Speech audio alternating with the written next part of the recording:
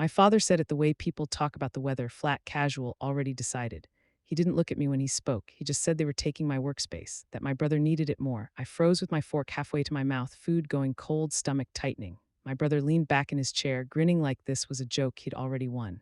My mother added that his online followers needed room, all a few dozen of them. I nodded, kept my voice calm, and said I'd clear it out tomorrow.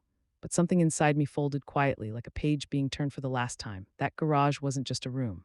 It held 3 years of late nights, 60-hour work weeks, invoices sent at 2 a.m., clients earned one contract at a time, and dreams I'd built with my own hands. And in one sentence, it was dismissed. I didn't argue. I didn't cry. I didn't raise my voice. I just felt a shift, like gravity had changed. They thought I'd moved downstairs. They didn't see that I was already choosing another life. Before we go further, tell me where you're listening to this story from. I love seeing how far these moments travel. People think a garage is just concrete and tools. For me, it was the only place in that house where I existed as myself. Every late invoice, every bug fixed in the dead of night, every contract that quietly paid the bills they depended on. And none of this started that night. It had been happening for years. When I was 16, I saved for months to buy my first laptop. My brother got a brand new phone because kids need one. In college, I worked 2 campus jobs while he dropped out of community college twice, and my parents blamed the instructors, never his effort. When the furnace broke last winter, I paid for it. When my dad's car transmission failed, I covered the repair. He said he'd pay me back when things got easier. They never did. When my mom's car died on the freeway, I fixed it myself. She thanked me with leftovers. I kept telling myself this was family, that they needed me. But the truth was simpler and heavier. I was the one expected to hold everything up. My brother was the one expected to shine. They celebrated his bare minimum and overlooked my consistency. They excused his chaos and relied on my stability. Every time I swallowed the hurt, it didn't disappear. It just waited. So when my father said they were taking my workspace, it wasn't about losing a room.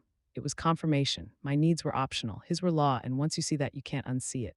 The next morning, I sat in my car with the engine off, hands cold around the steering wheel, breathing through the truth. Staying meant shrinking. Leaving meant risk. I opened a rental app and started scrolling. A tiny studio, old kitchen, decent light, enough space for my desk and peace.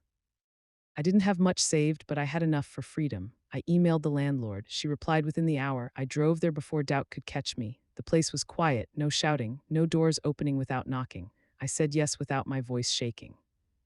Back home, I didn't announce anything. I just changed, small adjustments, quiet boundaries. I stopped buying full groceries. I didn't reset the Wi-Fi when it dropped. I didn't fix the printer. When my brother asked for a ride, I pointed to the bus stop. The house ran on my invisible labor. The moment I withdrew it, everything started to shake. At night, I moved pieces of my life out slowly, my laptop, contracts, notebooks, tools, the things that mattered. By the time they noticed something was wrong, most of me was already gone. The real break came when my father sold my workbench, the one I built myself. He said my brother needed a streaming desk. He offered me a small cut like it was a favor. That night, I booked a moving truck. When I told them I was leaving, they said I was overreacting. That family should stick together. I didn't argue. I printed out numbers instead. Every dollar I'd contributed, every bill I'd covered, every repair I'd paid for. I taped it to the fridge. The room went quiet. Facts don't yell, they don't need to. Saturday morning, I left. I didn't shout. I didn't explain again. I just drove away. The first week in my studio was silent in the best way. No emergencies, no calls, just my desk, my work, my name on every bill. When they finally called, it was because something broke. It always was. This time I helped once, but with conditions. Real responsibility, real contributions, real change.